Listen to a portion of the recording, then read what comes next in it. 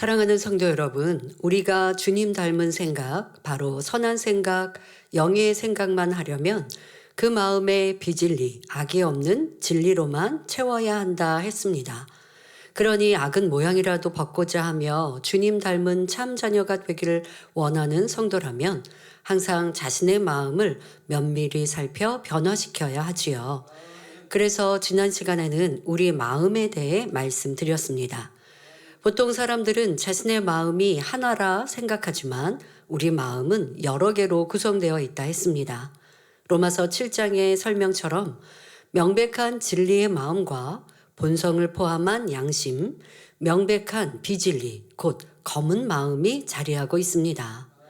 우리는 이 마음 중 명백한 비진리의 마음은 물론 양심과 본성 속의 악까지도 찾아 벗어내어야 주님 닮은 아름다운 마음을 이룰 수 있습니다.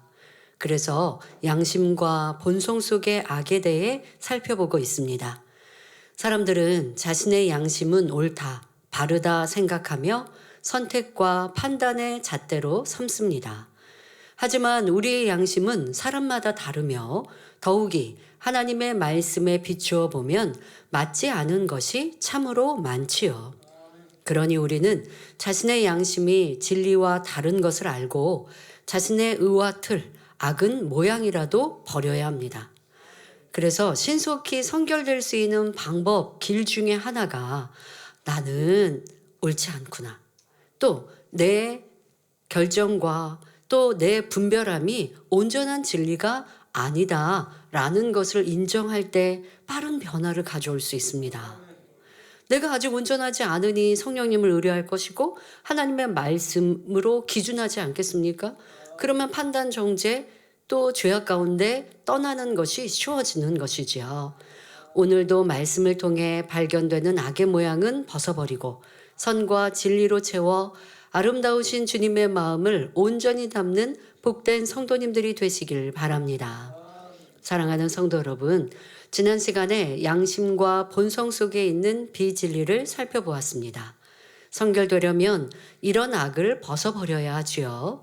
그런데 이렇게 변화되면서 또 다른 틀을 만드는 경우가 있습니다. 바로 선의 틀이지요. 진리로 또 다른 틀을 만든 것입니다. 예를 들어 어떤 일꾼이 목자가 양떼를 용서하고 감싸주는 모습에 감동을 받았습니다. 이때 용서하고 이해하는 것이 선이지 영혼을 갈무리하는 일꾼은 저렇게 해야 한다라는 선의 틀을 만들었습니다. 그래서 양떼를 관리할 때 자신도 어찌하든 영혼을 용서하고 감싸주려고 합니다. 그런데 문제는 이렇게 용서만 해서는 안 되는 상황에서도 똑같은 태도를 취한다는 것입니다.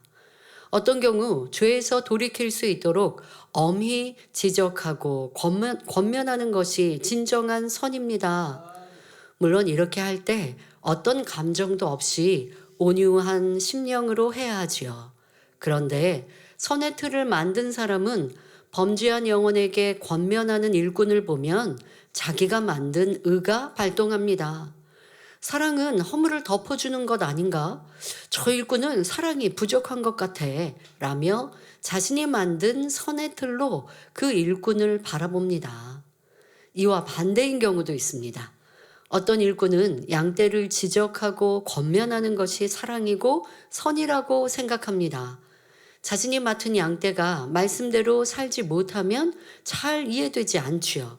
왜냐? 자신은 초신자 때부터 그 정도의 말씀은 지켰기 때문에 다른 사람도 그렇게 할 수 있다고 생각하는 것입니다. 또 상대가 버거워해도 계명을 지키도록 가르치고 권면하는 것이 상대에게 유익된 일이라고 생각합니다. 상대의 믿음의 분량을 고려하지 않은 채 허물을 발견하기라도 하면 즉시 지적하고 권면합니다. 욥과 욥의 친구가 엘리후가 그러한 상황 아닙니까? 자기가 알고 있는 진리의 잣대, 엘리후는 더더욱 하나님께서는 의인들은 높이시고 악인은 징계하신다. 이러한 진리의 잣대, 죄가 있으니 어려움을 당하는 것이다 라고 하는 이 진리, 이것은 분명한 진리예요. 틀리지 않은 진리예요. 그런데 그 한 가지만 있는 게 아니라는 것이죠. 그런데 엘리후는 그 하나를 가지고 잣대로 재고 있으니 욥은 모든 것이 틀린 거예요. 욥은 이 자기가 알고 있는 이 하나의 진리로 보니 욥은 지금 징계를 당하고 있고 어려움을 당하고 있어요. 하나님은 아무나 잘하는 사람, 의인에게 이런 어려움을 주실 리가 없다. 이러한 엘리후의 하나의 진리가 지금 욥을 판단 정죄하여 악인으로 몰아가고 있는 것, 이것은 큰 잘못이지 않습니까? 그러니까 이렇게 내가 알고 있는 진리로 틀을 만들어 상대에게 대하여서는 온전한 진리가 아니라는 것이죠. 영혼에 대해 권면할 때에도 그 영혼의 마음이 어떤지, 혹시 용서하고 덮어줘야 하는 상황은 아닌지 등 상대의 형편을 살펴주지 못하기에 이러한 진리의 틀을 스스로 만들어 그것을 적용하는 것입니다. 어떤 데는요, 지적해야 하는 게 맞는데 지적하지 않고 칭찬을 할 때가 있습니다. 도리어 칭찬하여 그에게 힘과 용기를 주어서 회개하고 돌이키고 살리고자 이러한 방법을 쓸 때가 있거든요. 그러려면 공의도 사랑도 그 안에 온전히 채워진 큰 마음이 되어야 일할 수 있지요. 진리를 가지고 자유자재로 마음껏 적용할 수 있는 그러한 능력이 되는, 그것은 바로 성령의 주관을 받으면 그리할 수 있는 것이지요. 여러분, 익은 김치가 집에 있습니다. 우리 한국에서는 이제는 김장김치가 벌써 익어버리지 않았을까요? 그럼 익은 김치이죠. 근데 이 익은 김치로 저 같은 경우는 김치찌개밖에 못 끓여요. 네, 김치찌개만 끓여 먹을 수 있는 요리 실력입니다. 그런데 요리 연구가는 그 익은 묵은지로 많은 요리를 만들어낼 수도 있어요. 뭐 고기랑 김치랑 이렇게 뭐 말아서 뭐 김치말이 뭐 찌개도 하고 뭐 이렇게 저도 요리 레시피를 보면 다양한 요리 방법이 있더라고요. 근데 저는 김치찌개 하나밖에 못 끓여요. 실력이 그거밖에 안 되니까요. 진리도 마찬가지입니다. 뒤에도 이제 자세히 설명합니다만은 진리가 이렇게 바뀌고 저렇게 바뀌는 건 아닙니다.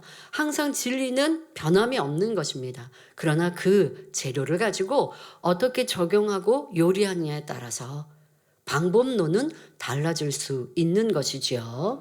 이렇게 해야 하는데 그리하지 않고 나는 하나의 진리의 잣대를 만들어서 자신에게도 괴롭게 하고 힘들게 하고 또 영혼들에 대해도 상대에 대해서도 잘못 이끌어 가는 것, 이것은 진리의 틀을 만든 것이죠. 이처럼 본성과 양심에 더하여 진리로 다시 선의 틀을 만들기도 하는데 이 또한 하나님의 뜻과는 맞지 않습니다. 그런데도 내가 보기에는 분명히 이것이 선한데, 이것이 의로운데 하면서 자기 주장을 굽히지 않지요. 물론 진리가 시시각각 달라진다는 뜻은 아닙니다. 진리는 절대 변하지 않습니다. 다만 물이 그릇에 따라 모양이 바뀔 수 있는 것. 여러분, 이것은 이해가 되시죠? 자, 물의 액체는 어떠한 모양의 그릇 안에도 담겨질 수 있습니다. 동그란 그릇 담길 수 있어요. 뭐 길쭉한 그릇 담길 수 있어요. 세모난 그릇에도 담길 수 있고요. 넓은 그릇에도 담을 수 있고 긴 그릇에도 담길 수 있어요. 물은 그렇게 모양을 달리하여 담길 수 있습니다. 자, 이것이 바로 진리를 적용하는 모양이 조금 달라질 때라고 말하는 것이죠. 자, 그런데 이것과 대비되는 것이 무엇입니까? 얼음입니다. 자, 물을 얼린 것이 얼음이죠. 그런데 조금 성격이 달라진 얼음은 자기의 모양과 다르면 담길 수가 없어요. 만약에 작은 이런 얼음이 큰 그릇에 담긴다면 당연히 작은 어떠한 모양이든 담겠죠. 하지만 같은 부피의 물을 또 같은 부피의 물이 담긴 그릇이었어요. 그런데 이 모양이 달라지면 물은 담겨져요. 그런데 하나의 모양으로 고정되어 있는 얼음은 모양이 다르면 담길 수가 없는 것이죠. 이것이 선의 틀이라는 것입니다. 얼음은 선의 틀, 진리의 틀을 만든 경우고 지금 물은 진리를 잘 적용하여 가르치고 변화시킬 수 있는 능력이라는 차이를 이해하시면 되겠습니다. 바로 아버지 하나님이 우리 가운데 원하시는 것은 이렇게 물과 같이 사랑과 공의가 가장 적절히 어우러진 바로 온전한 하나님의 사랑, 이것을 우리 안에 이루길 원하십니다. 우리는 이런 하나님의 마음을 담기 위해 끊임없이 노력하여 성령의 음성과 주관을 밝히 받아 양심의 악도 발견하고 신속히 변화되어야 하겠습니다. 그런데 이렇게 자신의 양심을 살피며 의와 틀을 깨트리기 위해 힘써 노력하다가 변화가 늦고 멈춰 있는 것 같이 느껴져서 답답할 때가 있습니다. 지금 우리가 앞서서는 양심에 대해 또 양심과 본성에서 나오는 의와 틀에 대해서 말씀을 드렸고요. 그 의와 틀이 진리의 선의 의와 틀로도 발전되는 이러한 선의 틀도 말씀을 드렸습니다. 그런데 이러한 양심의 또 아니면 본성 속의 의와 틀, 이러한 부분들을 여러분들이 발견하기 위해서 기도하고 달려가다가 좀 멈춰 있을 때를 느낄 때가 있습니다. 여러 가지 이유가 있겠지만 특별히 자기의 중심, 바로 본성의 악을 발견하고 변화될 때, 이러한 힘들다, 왜 이렇게 내가 멈춰있지라는 답답함을 느끼는 성도들을 많이 봅니다. 악을 발견했다면 모르겠는데 문제는 본성 속에서 악을 발견하지 못해서 나는 잘못한 거 없는데, 나 뭐 악을 행한 거 없는데, 죄 짓지 않았는데 라고 스스로는 생각하는데 그게 본성 속의 악이었기에 자기는 발견하지 못하나 하나님의 진리로 보면 악인, 이러한 말 그대로 깊은 악을 깨닫지 못할 때, 아니면 발견했어도 스스로가 온전히 인정하지 못할 때에 이런 힘듦과 어려움을 느끼는 경우들을 봅니다. 그래서 본성에 대해 조금 더 살펴보겠습니다. 지난 시간에도 설명했습니다. 본성이란 각 사람이 갖고 있는 마음의 근본된 성질이라 했지요. 이 본성은 부모로부터 선천적으로 물려받은 기뿐만 아니라 후천적으로 어떤 환경에서 어떤 것을 받아들였냐에 따라 달라집니다. 그리고 이 본성을 바탕으로 하여 양심을 만들지요. 그러니 양심 속의 악을 발견하였어도 자신의 마음 가장 근본이 되는 본성을 들여다보고 그 안에 내재된 악을 버리지 못하면 온전한 성결을 이룰 수 없습니다. 그러니까 본성 속에 양심이 있잖아요. 그러니까 양심의 악을 발견했어도 또 남은 본성의 악도 발견해야 하는 것입니다. 그런데 본성 속의 악은 양심의 악보다 더 깊고 단단합니다. 본성은 땅의 성질, 곧 토질에 비유할 수 있는데요. 잡초와 돌멩이를 제거하고 질서정연하게 작물을 심어놓은 밭은 그냥 봐서는 토질이 좋은지 나쁜지 분간하기 어렵습니다. 이와 마찬가지로 명백한 비진리를 걷어내고 양심의 악도 뽑아내면 악의 모양이 잘 보이지 않습니다. 웬만해서는 겉으로 드러나지 않지요. 하지만 도무지 견디기 어려운 상황이나 괴로움, 연단이 오면 그 근본이 드러납니다. 믿음이 좋고 선한 사람처럼 보여도 때때로 하나님께서 연단을 허락하시는데 이는 본성 속에 숨겨진 비진리를 드러내기 위한 것입니다.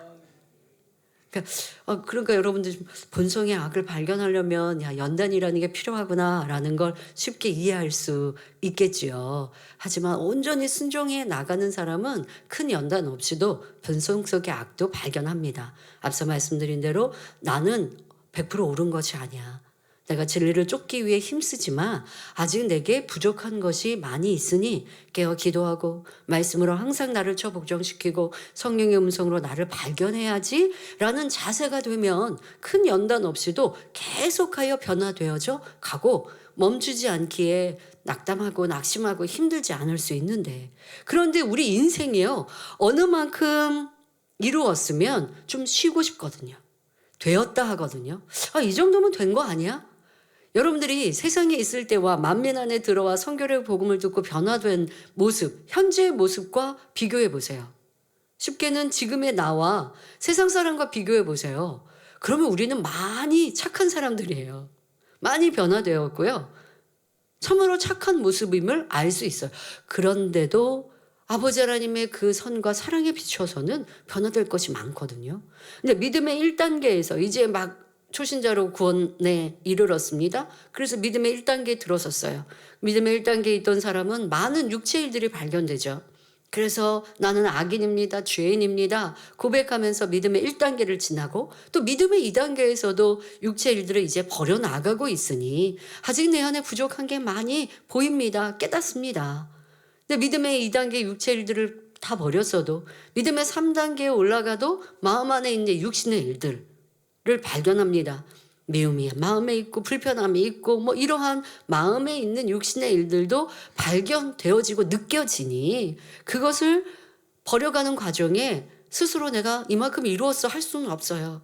그러니 민망하고 죄송한 마음으로 또 나를 복종시켜 나아갑니다. 기도합니다. 발견하기에 힘씁니다. 그렇게 해서 반석쯤 들어가면요, 육신의 일들도 많이 버렸거든요. 근데 이제 남은 또 육신의 생각이 있고 또 양심 속에 있는 이러한 의와 틀이 있습니다. 그런데 이러한 것들은 눈에 그렇게 보이지 않을 때가 있고 생각 속에 작용되는 게 많이 있어요. 그러니 예전보다 지금이 많이 달라졌고, 또 지금까지 달려왔던, 변화되기 위해 달려왔던 시간들이 꽤 있었기 때문에 자신의 그 수고로움과 애씀, 이런 것들로 스스로가 자꾸 충족하려고 할 때가 있어요.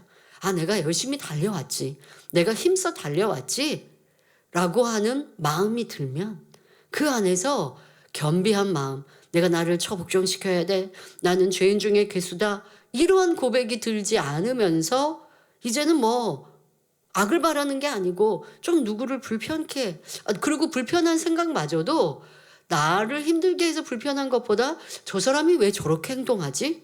이렇게 진리로 해야 더 좋은데? 이러한 생각과 마음이 많이 들거든요. 이러한 어떤 답답함도, 상대에 대한 판단 정죄도, 이런 진리 왜 이렇게 명백히 어긋났지? 그거는 잘못이잖아. 그러니까 진리의 잣대로 자꾸 생각하고 있는데, 진리의 잣대로 자기를 생각하고 돌아봐야 되는데, 그것이 자꾸 남에게 비춰질 때 나는 잘못됐다고 못 느끼는 이러한 모습 속에서 더더욱 본성 속의 악이 발견되겠습니까? 보이지 않지요. 양심의 악도 깨닫지 못. 그러니까 이런 자세가 중요합니다. 내가 겸비한가? 겸손한가? 어떠한 작은 겉면에도 아멘할 수 있는가? 제가 그래서 자기를 발견할 때 여러분들의 자세를, 뭔가 마음이 좀 안 충만해, 좀 뭔가 껄끄러워, 좀 내가 왜 이렇게 힘들지? 이럴 때는 내가 뭔가 문제가 있나 보다, 내가 온전한 진리대로 행치 못했나? 라는 생각을 가지시라고요. 그런데 조금 뭐가 불편해, 상대방과 좀 불편해요. 그 사람의 행동을 보면서 뭐가 답답해요. 그런데 내가 그 사람 미워하는 것도 아니고 뒤에서 험담하는 것도 아닌데 하고 넘어가 버리면, 그 불편함이 어디에서 비롯되었는지, 그 불편함은 자기의 양심 속에서 내가 만든 의로 상대를 지금 평가하고 있는 것이고, 또 더 진리로 앞선 사람이라면 선의 틀을 만들어서 그것으로 기준하는 것인데, 이것을 발견하지 못할 수밖에 없어요. 그런데 마음 안에 껄끄럽다는 건 성령께서 그 마음을 두드리시는 거거든요. 거기에서 집중하여서, 왜 내가 이렇게 안 충만하지? 내가 어제는 분명 충만히 찬양하고 기도했는데 왜 오늘은 그 은혜가 덜하지? 하는 자세, 무엇이 부족했을까라고 하는 겸비한 자세로 오늘을 돌아보니, 내가 그 사람의 행동에 대해서 답답해했구나, 이렇게 좀 하면 좋은데 라고 하는 불편한 마음을 가졌구나, 그리고 나는 좋은 마음으로 권면했다고 했는데 상대가 아멘하고 듣지 않으니까 저 사람은 왜 저렇게 자기를 주장하지? 라고 하는 판단의 생각을 가졌구나. 이것을 성령님께서 떠올려 주실 수 있어요. 그런데 내가 껄끄럽고 불편했던, 지금 뭔가 힘들었던 덜 충만한 이런 모습을 스스로가 그냥 외면해버리고 나 뭐 죄 지은 거 없어, 잘못한 거 없어 라고 넘어가 버리면 그것이 하루 이틀 되면서 충만함을 완전히 잃게 되거나, 아니면 다른 어떤 은혜의 자리에 있어서 충만했다고 해도 혼자 있을 때는 다시 안 충만해지는 모습으로 떨어질 수 있는 거예요. 그런 것이 반복되어지면요, 연단을 받을 수밖에 없어요. 왜? 안 충만하다라는 성령의 지금 두드리심에 귀 기울이지 않다 보니까 머물러 있거든요. 그 안에서 난 상대방을 지금 불편해하는 것, 상대방을 내가 지적하는데 상대가 듣지 않을 때에 답답해하는 이러한 자기 의와 틀에 멈춰 있는데, 이걸 버려야 다음 단계로 뛰어 올라갈 텐데 버리지 않고 있는 하나님의 자녀를 하나님께서 두고 보시면 안 되잖아요. 그러니 어떠한 환경과 조건의 어려움, 아니면 내 육체의 어떤 질병과 문제, 이런 것들을 통하여서 더 겸비해지면서 무엇이 잘못되었지? 라고 나를 더 깊이 들여다볼 수 있는 기회를 주시는 거죠. 그러니 연단이 두렵고 어려운 것이 아니라 아버지 하나님의 사랑인데요, 연단 없이 본성 속의 악까지도 발견하기 위해 더 겸비한 자세를 가지시기 바랍니다. 자, 그런데 이 본성 속의 악을 발견한 대표적인 인물, 연단을 통해 깨어진 인물이 바로 욥이지 않습니까? 연단받기 전에 욥은 스스로 어떤 악을 발견할 수가 없었습니다. 그러나 심한 고난에 처하게 되니, 그럼 발견했나요? 아직 발견하지 못하더라고요. 그럼 어떤 모습으로 나왔습니까? 심한 연단을 받으니 마음 본성 속에 있는 악이 드러난 것이죠. 하나님께 원망을 쏟아냅니다. 친구들의 권면도 무시하고 친구들을 눌러버리지요. 의로운 욥의 본성 깊은 곳에 이렇게 악한 것이 숨겨져 있었고, 그것이 연단의 때에 드러난 것입니다. 드러나니까 뭐가 좋은가요?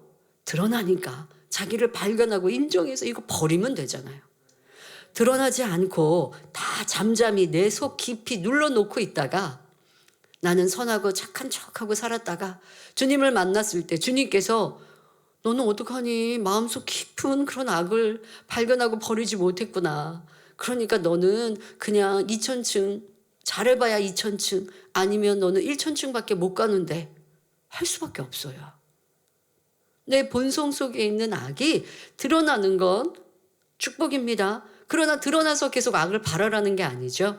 발견되고 발견했으면 인정하여서 불같이 기도하여 버리면 아버지 원하시는 아름다운 참자녀가 될 수 있습니다. 다윗도 마찬가지였습니다. 그는 하나님의 마음에 합한 자라 인정받을 정도로 아름다운 마음과 중심을 가졌고 하나님과 백성을 지극히 사랑했지만, 이런 다윗도 본성의 악이 드러났지요. 우리아의 아내 밧세바를 취하였고 그녀가 잉태하자 괴계를 써서 선한 백성인 우리아를 이방인의 손에 죽게 만들었습니다. 본성 속에 남아있는 간음이 발동하였고, 이로 인해 궁지에 몰리게 되자 본성 속에 비진리가 드러나 살인이라는 악을 행하고 말았던 것입니다. 그럼 이런 큰 죄를 지은 다윗인데 하나님께서는 왜 내 마음에 합한 자라 하셨고 그를 부르시고 사용하셨을까요? 다윗이 이 죄로 인해 큰 연단을 받을 때의 모습을 보면 잘 알 수 있습니다. 선지자가 다윗 왕의 죄를 지적하자 즉시 인정하며 철저히 회개합니다. 또한 회개하였는데 시간이 지난 뒤에 그 회개에 합당한 열매로 심한 큰 연단을 받게 되지요. 그 큰 연단도 지극히 겸비한 모습으로 받아 죄의 흔적도 없이 깨끗이 사함받음은 물론 근본의 악도 버리고 더 지극한 선과 사랑의 차원까지 이르렀던 다윗이었기에 하나님의 사랑을 받을 수 있었습니다. 이것이 참 회개요, 하나님이 원하시는 인간 경작의 열매입니다. 우리가 주님을 영접하고 하나님을 아버지로 믿어드린 후 죄 짓지 않고 순종만 하며 살면 얼마나 좋을까요? 그러나 사람의 인생이 그래야지 못합니다. 그래야지 않더라는 것이지요. 그러니 또 연약함이 드러나고 또 죄를 짓습니까? 그러면 철저히 회개하고 다시는 죄 짓지 않고자 힘쓰며 결국 그러한 회개가 반복되어져서 죄성, 독성, 악성까지 버려나가는 것. 이것이 하나님이 원하시는 참 자녀입니다. 그러니까 경작을 계속하여 하시는 거예요. 농부가 한 해만 농사 짓고 열매를 풍성히 얻었다고 그만하지 않잖아요. 우리에게도 계속하여 주시는 이 기회 속에 내가 부족함을 발견했다면 또 변화되고, 그렇다고 회개하고 또 죄를 지어도 된다는 건 아닙니다. 회개하였으면 다시는 죄 짓지 아니하여야죠. 그러나 연약하여 내가 또 부족하여 넘어졌다면 또 일어나 회개하고 돌이키고 이제는 다시는 죄 짓지 않겠습니다 라는 마음으로 각오하고, 마음의 죄성, 독성, 이 근본의 악까지 발견하고 인정하여 매일매일 기도해 가고 자기를 처복종시켜 나아가면 이제는 근본의 악도 버려서 다시 죄 짓지 않는 사람의 아름다운 열매까지 이르게 되는 것입니다.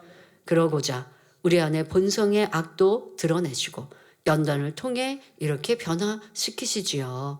욥과 다윗은 연단을 통해 이전보다 더 선하고 온전한 마음으로 변화되었습니다.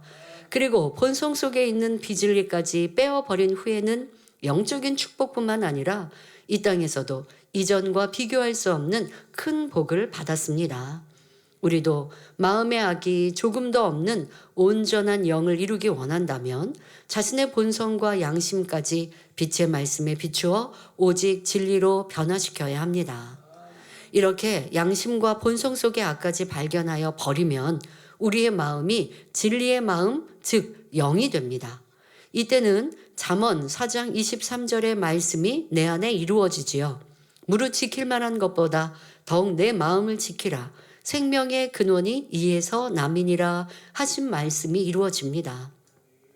여기서 생명은 자신의 구원에 그치지 않습니다. 다른 사람에게도 생명을 얻게 할 수 있지요. 그 마음에 진리만 있으니 생각과 행함이 진리, 선과 사랑으로 가득하여 그리스도의 향기를 바람으로 만나는 사람들에게 기쁨과 행복을 주며 나아가 생명을 낳는 사람이 되는 것입니다.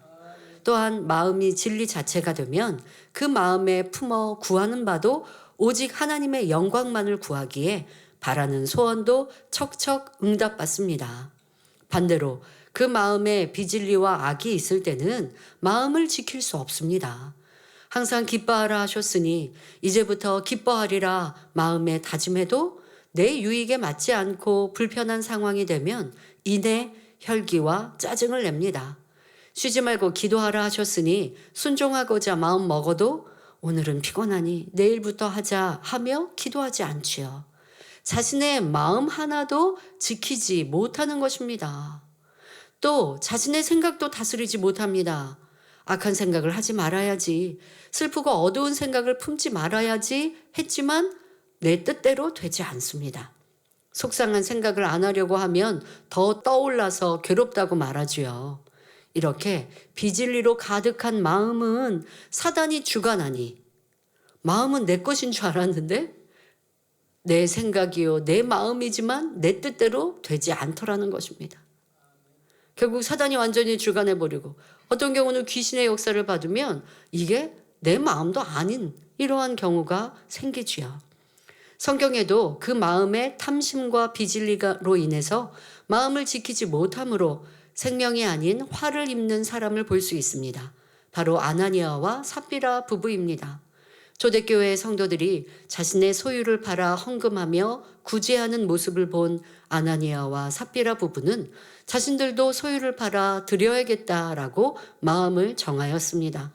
그러나 마음의 욕심이 발동하여 작정하였던 것을 변개함은 물론 거짓으로 속이기까지 합니다. 그러니까 마음 안에 진리의 마음이 있는가 하면 비진리의 마음이 같이 공존하는 때가 있다고 말씀드렸죠.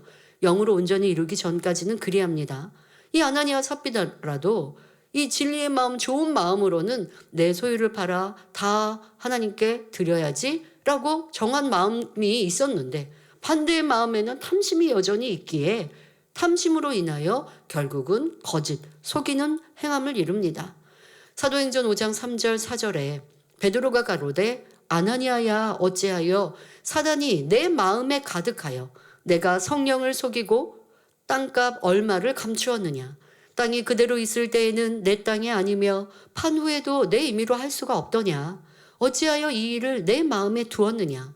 사람에게 거짓말한 것이 아니요 하나님께로다 하였지요. 이 말을 마칠 때 아나니아는 엎드러져 혼이 떠나 죽었고 뒤에 온 아내 삽비라도 남편과 똑같이 행하고 죽었습니다. 이들은 성령이 충만할 때는 하나님께 다 드리려고 마음을 정하였습니다.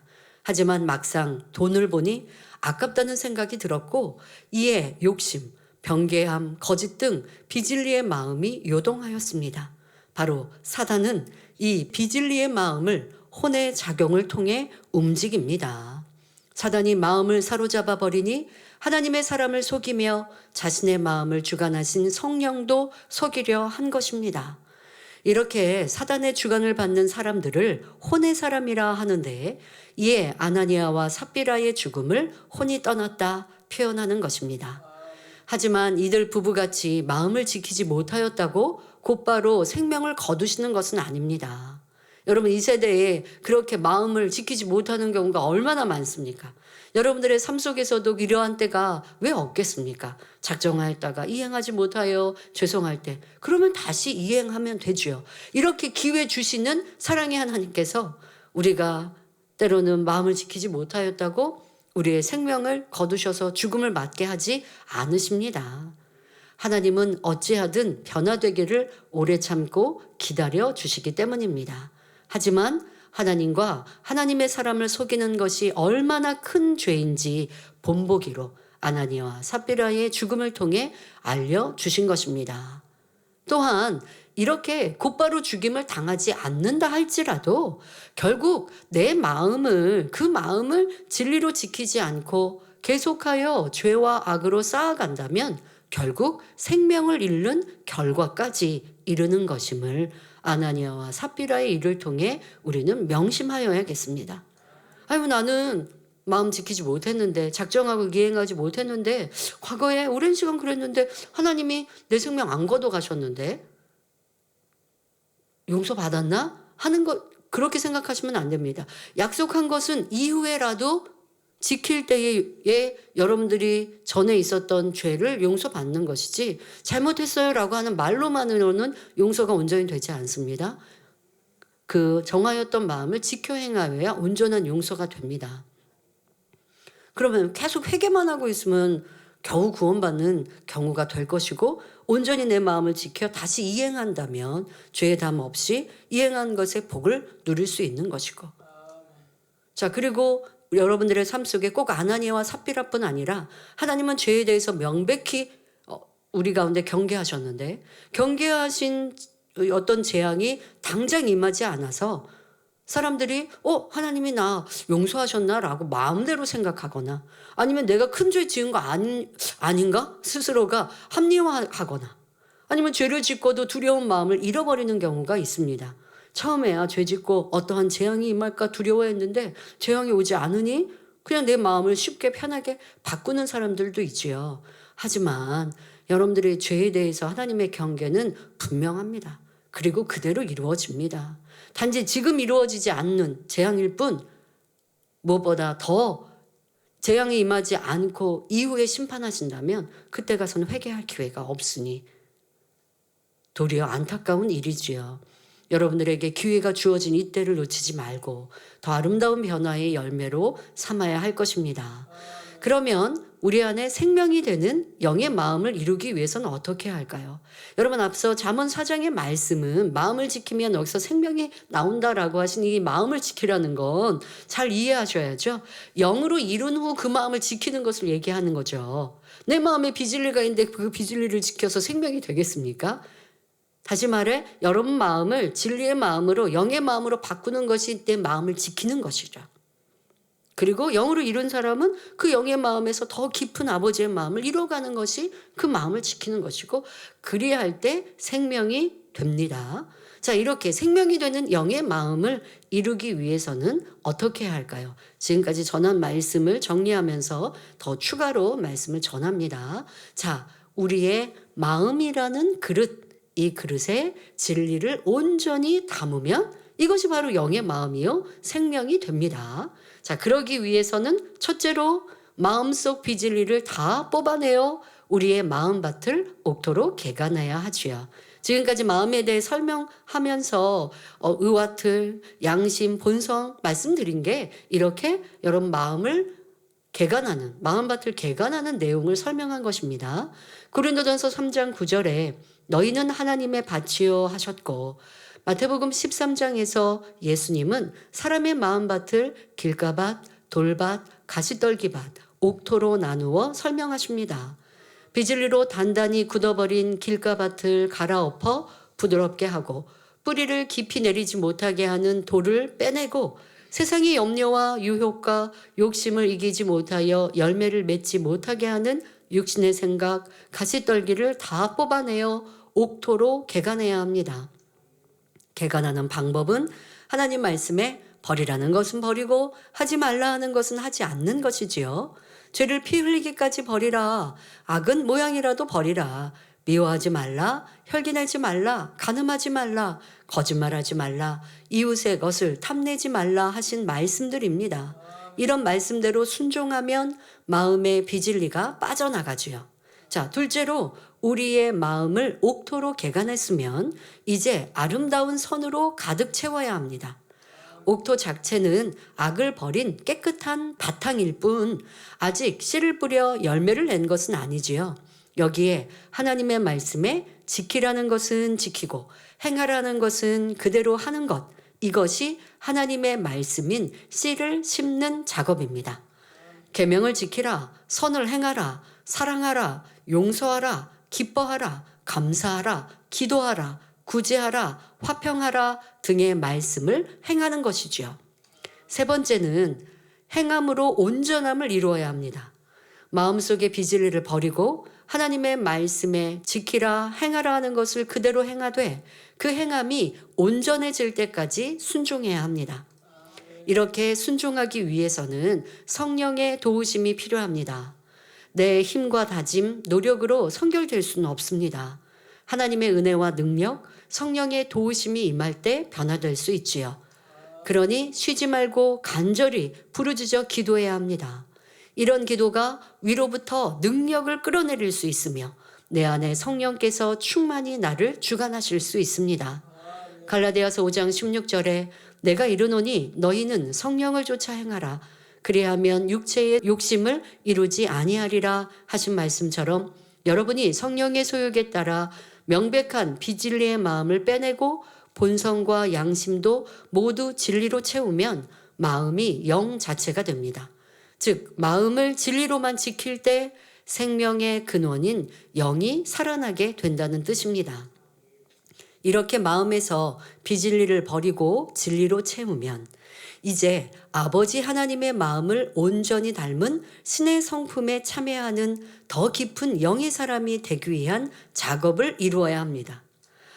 와, 죄를 버리는 것도 오래 걸렸고 힘들었고 죄에 대해서도 사망에 이르는 육체의 일 있고 육체의 일이 있고 육신의 일이 있고 육신의 생각이 있고 양심의 악이 있고 본성 속의 악이 있고 또 혹간 진리의 틀을 만든 것도 있으면 그런 것도 버리고 없어야 하고 이것은 이제 그런 경우가 있다는 거지 모두에게 해당되지는 않지만 많은 경우 내가 진리로 변화될 때 자꾸 진리의 틀, 선의 틀을 만들어 상대에게 잣대를 삼는다는 거죠. 자, 이렇게 해서 지금 몇 단계까지 이 죄에 대해서도 얘기해서 버렸는데 그러면 이것이 이제 영이죠. 성결이죠. 그런다고 할지라도 진리의 행함들을 열심히 행해야죠.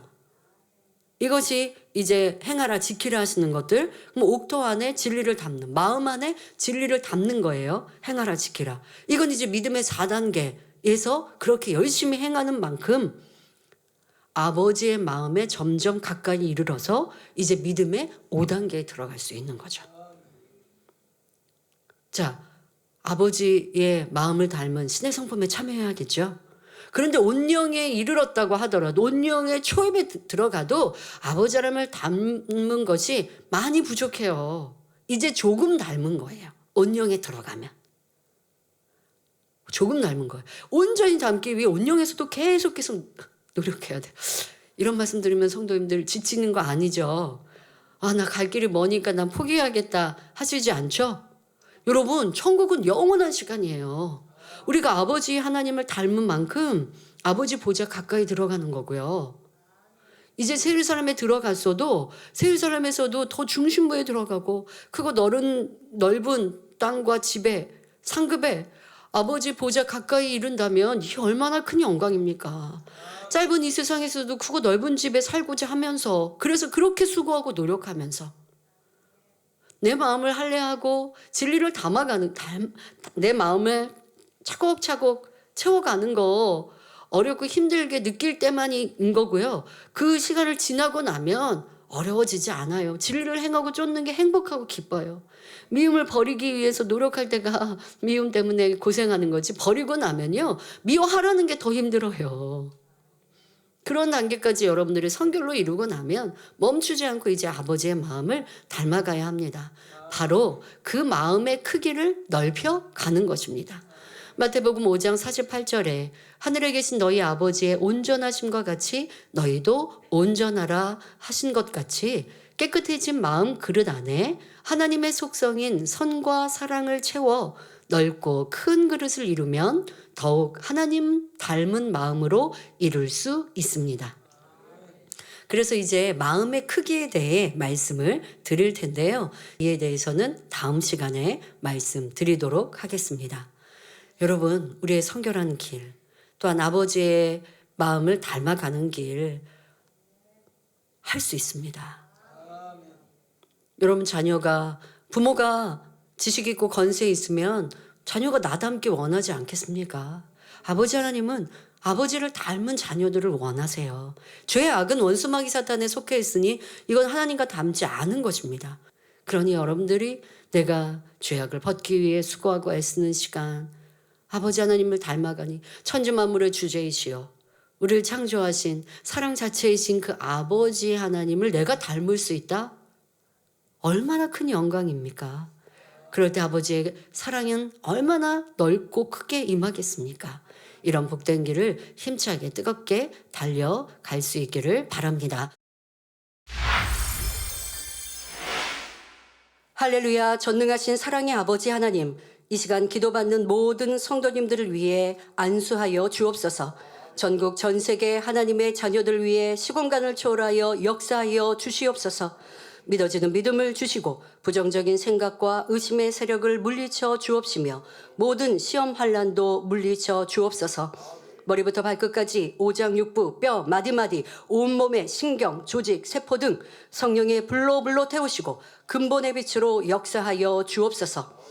예수 그리스도의 이름으로 명하노니 원수마귀 사단아 모든 질병균 연약함아 물러가라. 빛이여 임하라. 모든 불치 난치병도 성령의 불로 태워 깨끗게 하여 주옵소서. 말라리아를 비롯한 모든 풍토병도 물리쳐 주옵소서. 감기, 기침, 열, 몸살, 독감 등 각종 유행성 질병도 다 물러가라. 어떠한 질병도 틈타지 않게 지켜 주옵소서. 각종 암과 전이된 것, 에이즈, 백혈병, 뇌졸중, 고혈압, 저혈압, 심장병, 폐병, 위장병, 당뇨, 부인병, 피부병, 갑상선 질환과 모든 염증도 깨끗게 하여 주옵소서. 소아마비, 중풍, 관절염, 디스크도 온전케 하여 주옵소서. 요통, 두통, 신경통을 비롯한 모든 통증은 사라질지어다. 간질, 자폐증, 우울증, 조울증, 공황장애, 노이로제, 치매 등 모든 정신질환도 물러갈지어다. 모든 마비된 것도 풀어지고 일어나 걷고 뛸지어다. 눈도 잘 보이게 하옵시고 귀도 잘 들리게 하여 주옵소서.